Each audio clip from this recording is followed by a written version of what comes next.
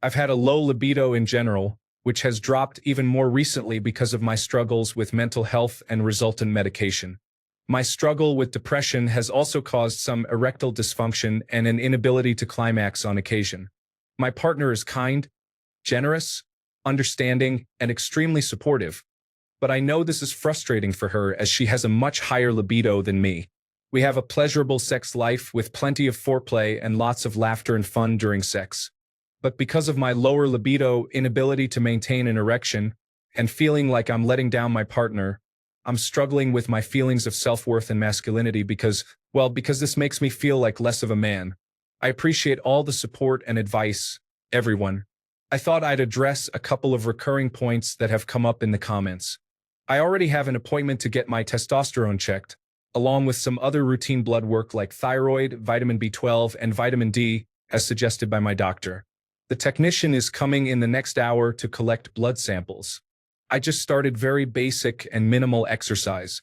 The depression did make it hard to exercise, but I've gone running twice and done yoga once in the past week. So yay.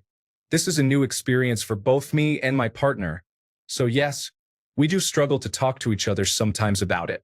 I mostly feel embarrassed whenever the topic has to be addressed, but I'm trying to move past that embarrassment and talk openly.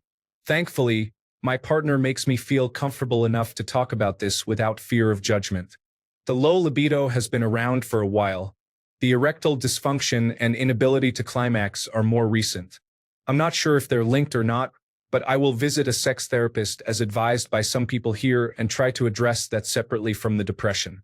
I did have a massive porn phase right before I met my current partner. That was actually one of my phases, and porn was just a natural part of it. But I've cut that down significantly since getting into a long-term relationship. In fact, we tried to watch a porn movie together last week to spice things up, but ended up laughing and ignoring the TV because we picked a random unrealistic video. We haven't experimented with toys at all so far. I'm very keen to do so, but she isn't because she's never used any except for a tiny vibrator when she's going solo. However, buying sex toys in India, where we live, is actually a huge problem. So, time to figure that out. Story 1. Do you work out? I find my libido is higher when I'm in shape. I just have more energy in the tank. Whenever I don't work out for a while, I'm more inclined to go solo since it takes less effort. Story 2. I can't tell you much practical advice. I was always the one craving more. But what I can tell you is that you should try to let go of the toxic concept of being a real man or a real woman. Your manliness is as real as you are. There's no need to prove you are a man. You just are. You can't be more or less of a man because there's no scale to measure that. Trying to build one doesn't even make sense. You can only be more or less of yourself. There are other important questions you can ask yourself, like, are you a good partner? Do you mostly bring good into the world? Or more specifically to sex? Could you imagine enjoying using your hands or your mouth to give your partner pleasure, without using your penis if you don't feel like it or it lets you down? Maybe a toy? Those are the things you can actually influence. Story 3. Ah man, this is a tough one. We struggled with this issue in my marriage for a while a few years back, and maybe I can give some helpful advice. Make a point of making her feel beautiful and attractive. Compliment her often. Touch her. Kiss her randomly. And make sure you explain repeatedly that your condition has nothing to do with her. There is something very toxic about the entertainment industry portraying men as always up for intimacy and women rejecting them. Whenever that is not the case, the man feels inadequate, and the woman feels like a completely unattractive failure. Even if she may rationally understand that it is not her fault, some part of her will be insecure. So make sure you reassure her constantly, and while you're at it, try to involve her in whatever steps you are taking to fix the problem, such as research or medical appointments. Keep her in the loop. This way, she will know you are working on getting better. I hope things start improving for you soon. Story 4. I had a way higher libido than my partner. He wasn't taking medication or anything, he just had a lower libido. In fact, he even masturbated less than me, which was a surprise. I won't lie, it can be frustrating. Sometimes I feel rejected because I'm not used to partners who don't have high sex drives. I have felt unattractive in times where I've gotten dressed up or taken pictures or tried to get things going and he's dismissed me. I guess from all that, I'll say this. To most people, sex is not at the top of the list. Yes, I have a high sex drive and enjoy sex, but I would much rather have a partner who loves me and appreciates me and treats me well on a regular basis than a person who's down to be intimate anytime I am. I can please myself pretty well, and as mentioned, there are toys and all kinds of gadgets to use if you aren't standing at attention. You are on new medication which, if it hasn't been mentioned, does affect your sex drive, plus the issues you are going through that led you to have to take medication. It sounds like you are transitioning and it is stressful, and all of that makes it difficult to relax for intimate time. My opinion is to talk to your partner about all of it. Let her know how you feel and let her express how she's been feeling. Start a conversation about how you can please each other. Maybe there are other things besides intimacy you can do that will help you feel more confident. Things she can say or activities you can take up. Also, talk to your doctor about the effects of your medicine. They may need to adjust it or switch you if it is affecting your intimate life, as that can affect your mental health as well. Good luck. Story 5. I had mild erectile dysfunction, and my wife urged me to see a sex therapist. I was okay after just one session over Skype. She told me that as long as you function even once in a while, we're not talking about having a problem, and not wanting sex sometimes is natural. The advice she gave me was to forget about the problem, and when during intercourse I felt my erection faltering, I should just let it go and carry on regardless, focusing on my partner, how she smells, how she looks, how she feels, instead of focusing on my failing erection. And to generally let it go. She put it much nicer than that, and it seems to have worked for me since I haven't had a problem since. My advice is to try to relax about it even when it happens, and if it doesn't work, seek a sex therapist. Just one session did wonders for me. I don't know if my therapist sees international patients. That is, if she does sessions in English, but I can look it up for you if you're interested. Story 6. I hope you don't mind me weighing in. I usually have a higher libido. Something that is nice in my long-term relationships is that it doesn't have to be all or nothing. Sometimes we mess around without intercourse. Sometimes if one person is in the mood and the other isn't, usually I'm the one in the mood, but not always. We cuddle and maybe make out while one of us masturbates. Feels close, but no one is having sex they don't want to have. Also, focus less on intercourse. The erection thing isn't a big deal if you both enjoy manual stimulation, oral sex, playing with toys, etc. Story 7. Physical activity man. Try being more physically active. It should bring your testosterone levels up a bit. I've been exercising more regularly during the last year, and as a 32-year-old, I have been able to go for 2 to 3 rounds a day, something I haven't been able to do since I was 20. Story 8. As long as you are having an awesome time and good foreplay, you can consider using sex toys. Being there for her pleasure would be an incredible experience for her. Try giving it a shot. Penetration is important, even when it is happening through you if not by you. Story 9. I am in the exact same place as you. Issues in the bedroom connected to mental health. It feels like even if my mental health gets better, the bedroom issue won't. My wife is understanding as well but can feel there is a lack of intimacy. One thing that has worked for us is to make efforts to be intimate. Intimacy does not mean having sex. It can be cuddling, snuggling with pillow talk, spending quality time one-on-one but not like a date. I find it very easy to roll over in bed and just scroll endlessly on my phone. It's easy for me to get stressed and want to just go to sleep. Put in 15 to 20 minutes to give your partner attention and remind them how important they are to you. If you are unable to separate your feelings of masculinity and ability to perform in bed, there is zero shame in talking to your doctor for some prescription help. You do not have to tell anyone. It's not a sign that you are not attracted to your partner. If anything, it's proof that you want to be intimate with them. It's a solution to a chemical imbalance. If we can take medication for anxiety and depression, why not for other private things? Story 10. For me, anytime I notice this happening, it's due to lifestyle, and I can make some changes to fix it. The big one is to stop watching pornography, but also lifting, taking cold showers, getting enough sleep, maintaining a good diet, and using supplements like creatine, protein, zinc, magnesium, vitamin B6, and ashwagandha. Once I get consistent at the gym again and stop certain habits, my problems always go away. In fact, this routine usually causes me to become way too enthusiastic, but that's another issue. I don't know if this would be enough to offset the effects of your medicine, but it's all stuff that's good for you anyway, so it might be worth a try. Story 11. Don't feel bad. It happens to a lot of us for many reasons. Just have fun together, enjoy the foreplay, and make sure she gets off.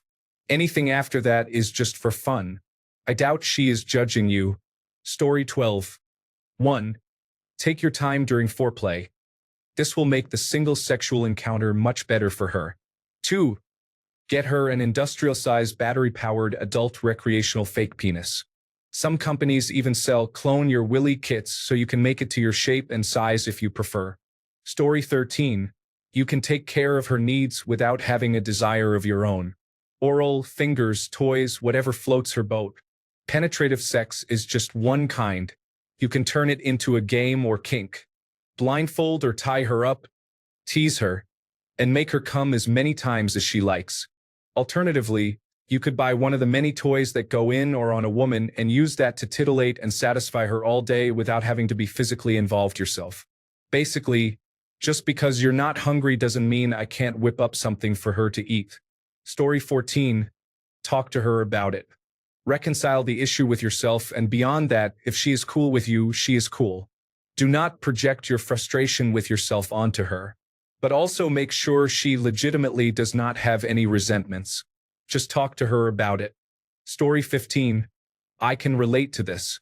I've always had massive amounts of anxiety, and lately, given the state of the world, I feel it has been turned up to 11. I talked to my doctor a while back about this, and I have a prescription for sildenafil. I don't need it most of the time, but when my wife and I are in bed, and I feel the mental block creeping in and I just know it's going to be a problem, I hit pause, tell her to hold on a minute, head to the bathroom, and take a pill. We slow things down a bit, cuddle, engage in foreplay, talk, and before too long the anxiety is gone and we are down to business. I usually go down on her for a bit while the pill is kicking in, and sometimes I feel that just the act of hitting pause gets me over the hump. I'm ready to go before the pill has even had time to actually start working. My advice is to stop feeling like it's something you have to power through alone and start taking it as an opportunity to communicate and thus be more intimate with your partner. It's not easy for you or her, but it's something you can get over together. Do what you can to reassure her it's not her problem, but acknowledge that you understand she takes it that way. You are still a man even if you can't get hard and climax right away. Also, if you masturbate at all, stop. It will help increase your sex drive and make it easier when you're with your partner. Story 16. Dude, using the Hitachi magic wand and a come here finger motion at a steady pace allows you to engage without much effort. You don't have to be aroused initially to participate. Chances are you'll become aroused once she reacts to your fingers while she climaxes. That said, consult your doctor if you wish to increase your libido. They might be able to suggest something. Also, remember she is with you, for all of you, not just your physical attributes. Story 17.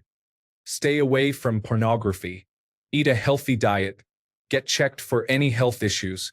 Make sure you are actually attracted to your significant other and be completely honest for both your best interests.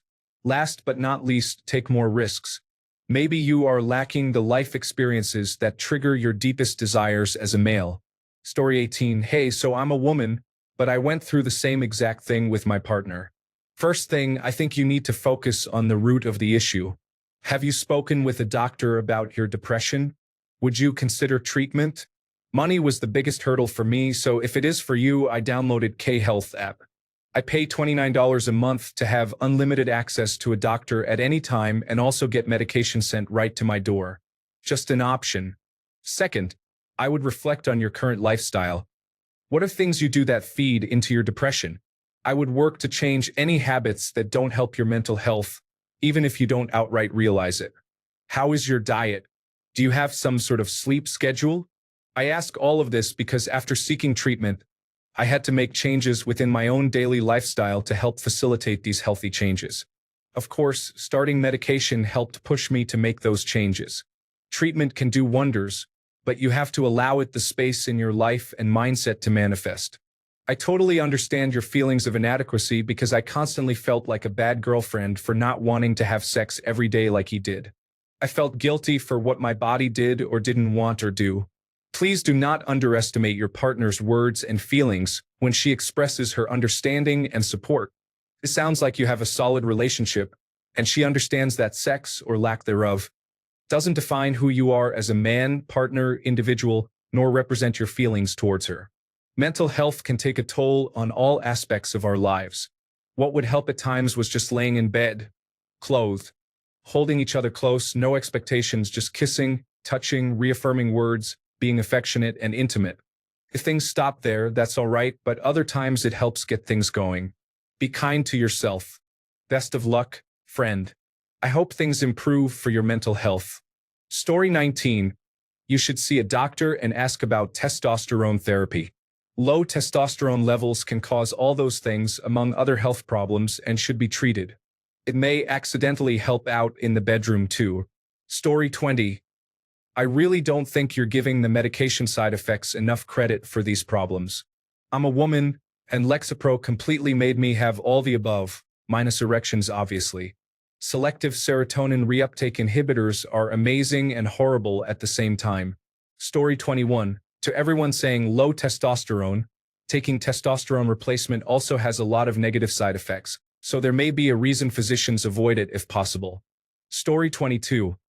I may be in the minority here, but since my libido waxes and wanes irregularly, I've basically given all my partners a hall pass with boundaries to get their needs met when I can't provide sexually.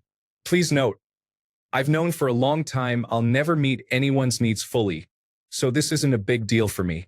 When that avenue isn't available, we have to get creative. I might give my partner oral or use sex toys on them, and they'll give me a massage or something comparable. It's not perfect, and there's always a lot of conversation about emotionally satisfying each other, but it keeps relationships healthy and functioning for me. Story 23. If possible, change your medication from a selective serotonin reuptake inhibitor to Wellbutrin. Selective serotonin reuptake inhibitors cause all the symptoms you list. Wellbutrin's side effects are appetite suppression and an increase in sex drive. Story 24. I had that problem when COVID-19 hit. I set myself up to be as enthusiastic as possible as frequently as possible, which improved our sex life to 2 to 3 times a week, which was enough to be sustainable. I sought to improve my life in general, and the libido followed. Such changes included regular healthy sleep schedule, consistent exercise, started small, but every day is a must, good diet, meditation, cut out pornography, regular social encounters. Just giving the gist. Can provide the more detailed story if wanted.